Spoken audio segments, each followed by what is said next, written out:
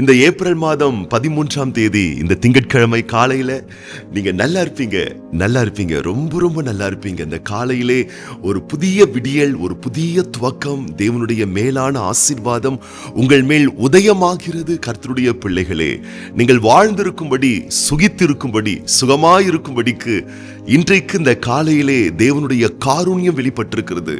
ஆண்டவருடைய கிருபை உண்டாயிருக்கின்றது. காலைதோறும் அவருடைய கிருபைகள் புதியதாயிருக்கிறது.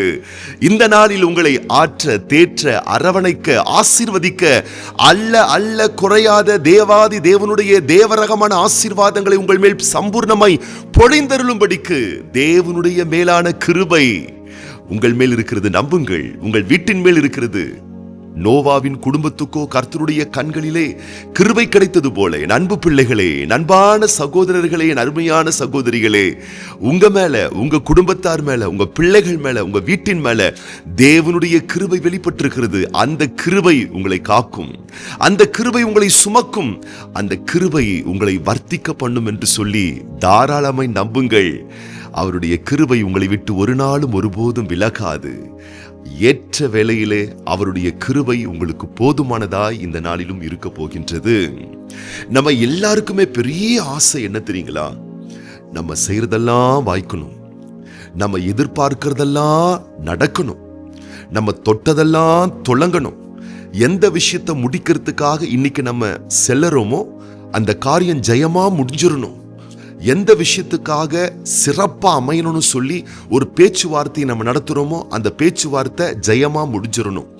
எந்த நோக்கத்துக்காக ஒரு காரியத்தை நம்ம செய்யறோமோ அது நமக்கு லாபமா, நன்மையா, நஷ்டமே இல்லாம, வருத்தமே இல்லாம ஒரு சுபிட்சமா அமையணும் என்றதுதான் நமக்கு இருக்கக்கூடிய பெரிய விருப்பம், பெரிய எதிர்பார்ப்பு, பெரிய ஆசை. ஆனா பாருங்க, அது வெறும் ஆசையாக மாத்திரம் இருந்து விடக்கூடாது. அது நல்ல ஒரு அனுபவமாக நம்முடைய அனுதின வாழ்க்கையில் நாம் அனுபவிக்கக்கூடிய ஒரு ஆசீர்வாதமாக அது மாற வேணும்.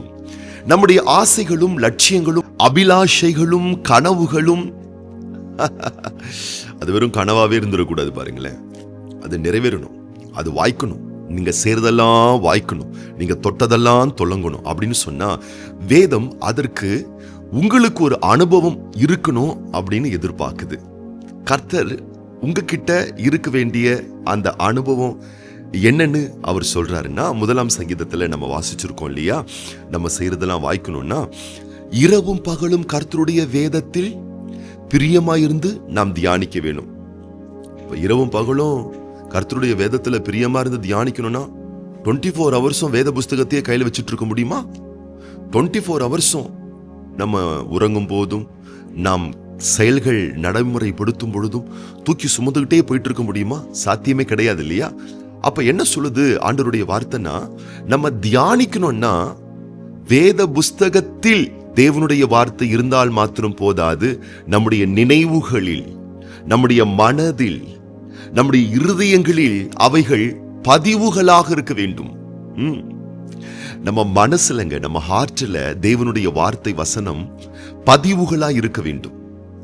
அது மனனம் செய்து ரொம்ப ஆண்டவருடைய வார்த்தை அழகா நேரத்தை நமக்குள்ள பதிவுகள் செய்யப்பட வேணும்.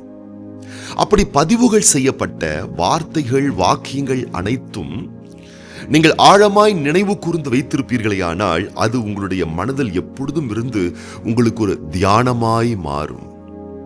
நீங்கள் வலதுபுறம் சாயும் பொழுது வார்த்தை பேசும், இடதுபுறம் சாயும் பொழுது வார்த்தை பேசும். எதை செய்யணும், எதை செய்யக்கூடாதுன்னு வார்த்தை பேசும். எப்படி காரியத்தை யூகித்து செய்யணும் வார்த்தை பேசும். எப்படி காரியத்தை நடைமுறைப்படுத்தணும் வார்த்தை பேசும். இந்த வார்த்தை உங்க மனசுக்குள்ள இருக்கிறதே ஒரு பெரிய ஆசீர்வாதங்க. இந்த வார்த்தை, தேவனுடைய வார்த்தை உங்க நினைவுக்குள்ளாக இருக்கிறதே பெரிய ஆசீர்வாதங்க. தேவனுடைய வார்த்தை உங்க சிந்தைக்குள்ளாக இருக்கிறதே பெரிய ஆசீர்வாதங்க. அப்படி ஆழமான பதிவுகளாக இருக்கும் பொழுது அன்பான தேவனுடைய பிள்ளைகளே, அப்ப நீங்க செய்யறதெல்லாம் வாய்க்கணும்னு சொன்னா ஆண்டவருடைய வார்த்தை உங்களுடைய தியானமா இருக்க வேண்டும். அப்ப தியானமா இருக்கணும்னு சொன்னா நீங்கள் நடக்கும் பொழுது, படுக்கும் பொழுது, விழிக்கும் பொழுது, பணி செய்யும் பொழுது, கடமைகள் நிறைவேற்றும் பொழுதெல்லாம் ஆண்டவருடைய வசனம், வார்த்தை உங்களுக்கு ஞாபகத்துக்கு வந்துகிட்டே இருக்கணும்னு சொன்னா, என் அன்பு தேவனுடைய பிள்ளைகளே, தேவனுடைய வார்த்தை புஸ்தகத்திலே இருப்பது மாத்திரமல்ல, உங்கள் இருதயத்தில் இருக்க வேண்டும். இருதய பதிவுகளாக அது மாற வேண்டும். அதற்கு நீங்கள் செய்ய வேண்டிய ஒரு அழகான ஒரு காரியத்தை நான் இன்றைக்கு உங்களுக்கு காண்பித்து கொடுக்க விரும்புகின்றேன். வாசிக்க கேட்போம். உபாகமத்தின் புஸ்தகம் 6ஆம் அதிகாரம் 6ஆம் வசனம். இன்று நான் உனக்கு கட்டளை இடுகிற இந்த வார்த்தைகள் உன் இருதயத்தில் இருக்க கடவது. ஆண்டவர் சொல்றாரு, வார்த்தை எங்க இருக்கணுமா? வசனம் எங்க இருக்கணுமா? ஹார்ட்ல, மனசுல, ஃபீலிங்ஸ்ல, எண்ணத்துல, நினைவுல, உணர்வுல, உணர்ச்சியில இருக்கணுமா? அதுக்கு என்ன செய்யணுமா? ஆண்டவர் சொல்றாரு பாருங்க. அதே உபாகமத்தின் புஸ்தகம் 6ஆம் அதிகாரம் 9ஆம் வசனத்துல அவர் சொல்றாரு, அவைகளை உன் வீட்டு நிலைகளிலும் உன் வாசல்களிலும் எழுதுவாயாக. ஆண்டவர் இதயத்துல வசனத்தை வைக்கிறதுக்கு ஒரு வழிமுறையை சொல்லி கொடுக்கிறாரு. அதுதான் வசனத்தை எழுதுவது. என் அன்பு தேவனுடைய பிள்ளைகளே, நாம் வாசிக்கிறோம், மூடி வச்சிடுறோம், அப்புறம் நம்ம மறந்துடுறோம். வசனம் பலன் கொடுக்க மாட்டேங்கிறது. அப்ப படிக்கிற வசனம் இதய பதிவுகளாய், உள்மன ஆழ பதிவுகளாய் மாற வேண்டுமையானால் வசனங்களை நாம் எழுத வேண்டும். எப்படி? நான் சொல்றேன் பாருங்க, நல்ல கவனிங்க. வேத புஸ்தகத்தை நீங்க ஓபன் பண்ணி ஒரு 10 நிமிஷம் வாசிங்க. உங்களுடைய வாழ்க்கையை ஊக்கப்படுத்தக்கூடிய வசனங்கள், உங்கள் வாழ்க்கையை உத்வேகம் அடைய செய்யக்கூடிய வசனங்கள், 6000க்கும் அதிகமான வாக்குத்தத்தங்கள்லாம் இருக்கு பார்த்தீங்களா?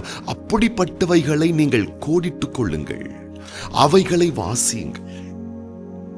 அப்படி நீங்கள் வாசித்து, அன்பான கர்த்தருடைய பிள்ளைகளை 10 நிமிஷம் வாசிங்க. வாசிச்சுட்டு பைபிளை மூடி வச்சுட்டு இப்போ ஒரு நோட் புக் எடுத்துக்கோங்க. அன்றைக்கு இஸ்ரவேல் மக்களுக்கு தேவன் இந்த பிரமாணத்தை கொடுக்கும் பொழுது அவங்களுக்கு நோட் புக்கோ, காகிதங்களோ, பேப்பரோ இல்லை. ஆனா இன்னைக்கு நமக்கு ரொம்ப வசதியா நோட் புக்கு, பேப்பர்லாம் நமக்கு கையில கிடைச்சிருக்கு பார்த்தீங்களா? அதனால நீங்க என்ன பண்ணுங்கன்னா, ஒரு பேனா வச்சுக்கோங்க, பென்சில் வச்சுக்கோங்க, இல்லைன்னா நோட் புக்கை உங்க கூடவே நீங்க வச்சுக்கோங்க. இப்ப நீங்க என்ன பண்ணணும்னு கேட்டீங்கன்னா, 10 நிமிஷம் நீங்க வாசித்து முடித்ததான வேத புஸ்தகத்தை அப்படியே மூடி வச்சுட்டு நீங்க வாசித்த வசனத்தை அப்படியே எழுதுங்க. எத்தனை வசனத்தை நீங்க வாசிச்சீங்களோ 10 நிமிஷத்துக்குள்ள, அந்த 10 நிமிஷத்துல நீங்க ஒருவேளை ஒரு வசனத்தையே நீங்க அதிக நேரமா வாசிச்சு இருக்கலாம். இல்ல 2 வசனம், இல்ல 3 வசனம், 4 வசனம், எத்தனை வசனத்தை நீங்க வாசிச்சீங்களோ அத்தனை வசனத்தை அடுத்த 10 நிமிஷம் வேத புஸ்தகத்தை மூடி வச்சுட்டு எழுதுங்க. அப்புறமா எழுதி முடிச்ச உடனே வேத புஸ்தகத்தை ஓபன் பண்ணி பார்த்து, நீங்க வேத புஸ்தகத்தில் படித்ததான அந்த வசனங்களும் நீங்க எழுதிய வசனங்களும் சரியா இருக்கான்னு மேட்ச் பண்ணி பாருங்க. அப்ப தப்பா இருக்கு, சில வார்த்தைகள் நீங்கள் எழுத மறந்துட்டீங்கன்னா மறுபடியும் படிச்ச வசனத்தையே மீண்டும் ஒரு 10 நிமிஷம் வாசிங்க. அதுக்கப்புறம் மூடி வச்சுட்டு அடுத்த 10 நிமிஷம் எழுதுங்க. இப்படி 10 நிமிஷம் வாசிங்க, 10 நிமிஷம் எழுதுங்க. அப்புறம் எந்த வசனத்தெல்லாம் மிஸ் பண்ணீங்களோ, எந்த வசனத்தெல்லாம் உங்க ஞாபகத்தில் இல்லாம போச்சோ அந்த வசனத்தை மீண்டும் மீண்டும் மீண்டும் மீண்டும் வாசிச்சு மூடி வேத புஸ்தகத்தை மூடி வச்சுட்டு அப்புறம் எழுத பழகுங்க.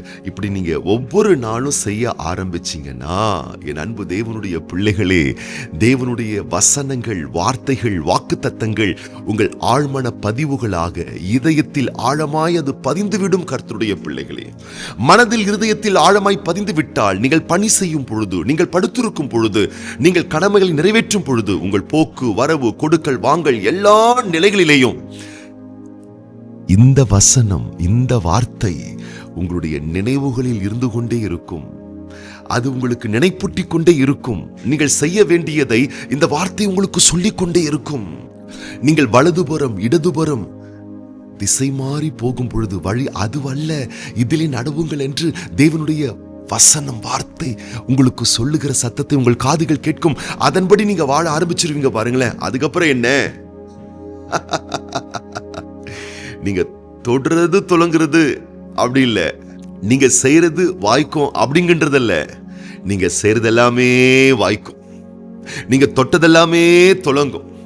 ஆம் அன்பு தேவனுடைய பிள்ளைகளே, தேவன் நீங்கள் செய்வதையெல்லாம் ராங்கா போக வைக்க மாட்டாரு. நீங்க செய்வதெல்லாம் பரலோக தேவனாகிய கர்த்தர் ரைட்டா காரியங்களை கைக்குடி வர செய்து வாய்க்க பண்ணுவார்.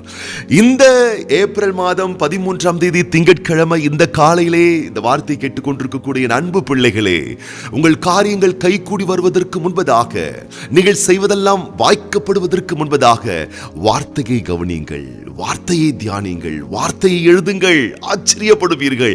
அற்புதமான விதத்தில், ஆச்சரியமான விதத்தில் உங்களுடைய எண்ணம், உள்ள, மனம் எல்லாம் வசனத்தால் நிரப்பப்படும். வார்த்தை உங்களை முழுமையாக நிரம்பும் பொழுது, நிரம்பி இருக்கும் பொழுது வார்த்தை மேற்கொள்ளும் என்று வேதம் சொல்லுகிறது. வசனம் மேற்கொள்ளும். தீமையான விஷயங்களை உங்களை அண்டாதபடிக்கு வசனம் மேற்கொள்ளும். பொல்லாத நாச மோசங்கள் உங்களை அண்டாதபடிக்கு வசனம் மேற்கொள்ளும். உங்கள் காரியங்கள் ஜெயமாய் கைக்குடி வருவதற்கு வசனம் காரியங்களை உங்களுக்கு அழகாக கைக்குடி வர செய்யும். ஆகவே அன்பு தேவனுடைய பிள்ளைகளே, அன்பான கர்த்தருடைய குழந்தைகளே, நீங்கள் வாழ்ந்திருப்பீர்கள். நீங்க நல்லா இருப்பீங்க. நீங்க நல்லா இருப்பீங்க. நீங்க ரொம்ப ரொம்ப நல்லா இருப்பீங்க. இன்னைக்கு நீங்க ரொம்ப ரொம்ப நல்லா இருப்பீங்க. உங்களுடைய காரியங்கள் எல்லாம் கைக்குடி வரும்படிக்கு நான் உங்களுக்காக ஜெபம் பண்றேன். அதற்கு முன்பதாக நீங்க இப்படிப்பட்ட ஒரு அற்புதமான அழகான தெய்வீக வசனத்தை மனப்பாடம் செய்கின்றதான ஒரு தெய்வீக பக்குவ நிலை அடையும்படிக்கு உங்களுக்காக நான் விசேஷமா ஜெபம் பண்றேன். மிஸ் பண்ணாதீங்க. உங்கள் காரியங்கள் கைக்குடி வரணும்னு சொன்னா வார்த்தையை இருதயத்தில் வையுங்கள், மனப்பாடம் செய்யுங்கள். நான் சொல்லிக் கொடுத்த அந்த வழிமுறையை நீங்கள் பின்பற்றுங்கள். உங்க பிரெயின், உங்க மூளை, உங்க அறிவுத்திறன் அழகாய் வசனங்களை உள்ளே ஆழமாய் பதிவாய் வைத்துக் கொள்ளும். வசனம் விருத்தி அடையும். வார்த்தை மாம்சமாய் மாறும். வார்த்தை என்னும் வசனம் உங்களுக்கு பெரிய ஆசீர்வாதத்தை உங்க வாழ்க்கையில் ஏற்படுத்தி கொடுக்கும். கர்த்தருடைய பிள்ளைகளே, உங்களுக்காக நான் விசேஷமாய் இந்த நாளில் நான் ஜெபம் பண்ண போறேன்.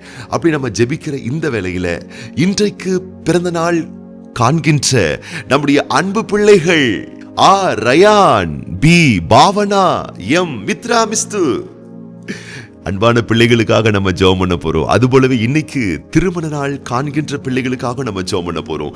நம்ம கண்களை மூடி நம்ம ஜெபம் பண்ணலாமா? எங்கள் அன்பின் பரிசுத்தமுள்ள தூய தகப்பனே, திருக்குமாரன் இயேசு கிறிஸ்துவின் நாமத்தினாலே சமூகத்தில் வருகின்றோம். இந்த ஏப்ரல் மாதம் 13ஆம் தேதி இந்த காலையிலே அடியனோடு கூடவே சேர்ந்து இந்த வார்த்தையை கேட்டுக்கொண்டு ஜெபித்துக் கொண்டிருக்கிற ஒவ்வொரு பிள்ளைகளையும் வலக்கரம் நீட்டி தொட்டு நீர்த்தாமே ஆசீர்வதிப்பீராக ராஜா. ஆண்டவரே, அவன் செய்வதெல்லாம் வாய்க்கும் என்று உம்முடைய வார்த்தை சொன்னது போல எங்கள் பிள்ளைகள் செய்வதெல்லாம் வாய்ப்பதாக, தொட்டதெல்லாம் துலங்குவதாக, எதிர்பார்க்கிற காரியங்கள் கைக்குடி வருவதாக, அதற்கு ஆதாரமாக, அடித்தளமாக உடைய பிள்ளைகள் வார்த்தையை தியானிப்பார்களாக. தியானிப்பதற்கு முதலாவதாக உடைய பிள்ளைகளுடைய மனதிலும், எண்ணத்திலும், உள்ளத்திலும், உணர்விலும், இருதயத்திலும் வசனங்கள் பதிவதாக, ஆழமாய் மனப்பதிவுகளாய் மாறுவதாக. அதற்கு வசனங்களை வாசித்து மீண்டும் அதை நினைவுபடுத்தி எழுதி எழுதி எழுதி எழுதி எழுதி பார்த்து மீண்டும் மீண்டும் வசனங்களை படித்து எழுதி அதை மனதிலே ஆழமாய் பதிவுகளாய் மாற்றி அதன் மூலம் ஒரு பெரிய பலனை உடைய பிள்ளைகள் காண வேண்டுமென கர்த்தாவே உம்முடைய நாமத்தினாலே, வார்த்தையினாலே இந்த ஜெபத்தில் இணைக்கப்பட்ட ஒவ்வொரு பிள்ளைகளுக்காக நான் விசேஷமாக நான் ஜெபிக்கின்றேன் அப்பா. இன்றைய நாள் இந்த ஏப்ரல் மாதம் 13ஆம் தேதி உம்முடைய பிள்ளைகளுடைய காரிய கடமைகள், திட்ட தீர்மானங்கள், போக்குவரவுகள், கொடுக்கல் வாங்கல், வாழ்வில் எல்லா நிலைகளிலேயும் உம்முடைய பிள்ளைகள் வாழ்ந்து சுகமாய் சுபிட்சமாய் இருக்கும்படி பிதா, குமாரன், பரிசுத்த ஆவியானவருடைய தெய்வீக திருநாமத்தினால ஒவ்வொரு பிள்ளைகளை நாங்கள் மனதார வாழ்த்துறோம். ஆசீர்வதிக்கவே நாங்கள் ஆசீர்வதிக்கிறோம். தேவரீருடைய ஆசீர்வாதங்களால் நீர் உம்முடைய பிள்ளைகளை நிரப்ப வேண்டும் என நாங்கள் அர்ப்பணித்து ஒப்புக் கொடுக்கிற ராஜா. கர்த்தாதி கர்த்தருடைய கரம் இன்றைக்கு பிறந்த நாட்கள் காண்கின்ற, திருமண ஆண்டுகள் காண்கின்ற ஒவ்வொரு பிள்ளைகளையும் வலக்கரத்தை நீட்டி தொட்டு நீர்த்தாமே ஆசீர்வதியும். வேதனைகளே இல்லாத ஆசீர்வாதங்களை நீர் உம்முடைய பிள்ளைகள் வாழ்வில் ஐஸ்வர்யங்களாக வருஷிக்க பண்ணும்.